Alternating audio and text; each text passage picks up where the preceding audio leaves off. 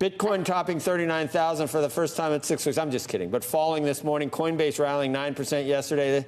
This is after the crypto exchange FTX announced it would cut down on the leverage it offers users on its platform, setting the max at 20 times. Here, the aforementioned 29-year-old gazillionaire, FTX founder and CEO Sam Bankman-Fried. I love you, Sam. I'm just jealous. It's nothing against you. So just before we even get started, when did you realize the potential, and how did you realize the potential? Did you look at it like a Mark Andreessen or a Thiel and just say, this is math. This is math. It's immutable, irrefutable, and it's going to be there no matter what people do to try and stop it? I think that, I honestly first got into crypto without knowing what I would think of crypto. I got into it because there's good trading there. And, I didn't really think that hard about what crypto's long-term role in the world would be until, dealing with crypto, I had to send a wire transfer. And this is the first time that I'd ever really myself had to interact, in a personal way with transferring funds around. And I mean, I think anyone who's tried to send an international wire transfer will tell you they regret it.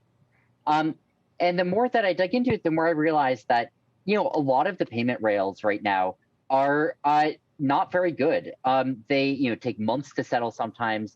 They're not natively digital. And so I think that there's a lot that can be added by a natively digital payment system.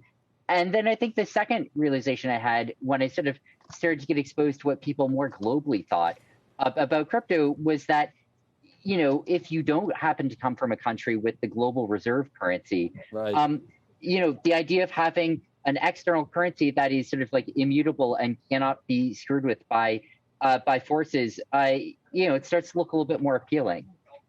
I was listening, and that's exactly what I was thinking.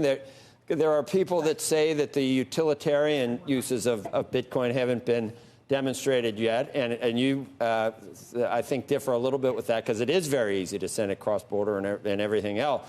But the idea that someone who's working their tail off in South America and watching their currency a week later, watching what they've earned be worth half, all they need is a phone to exactly. preserve and to save what they have. And that's why 1 billion users doesn't sound ridiculous. So what do we got to do, Sam, to get FTX here fully like you can use it other places? What do regulators, what are they missing? And why is it going so slow in a country that usually leads in everything else that involves technology?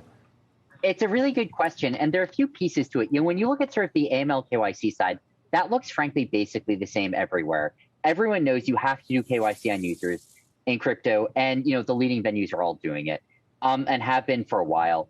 When you look at the securities side, the SEC has been a lot slower than many other regulators have been to clarify which assets are or are not securities, and that is holding up a part of it.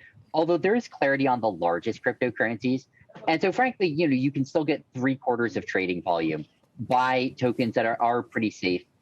From an SEC perspective, the last piece of this is the derivatives piece, and I think I know I've said before that there's been sort of a lack of clarity on what the regulatory environment looks like in the United States.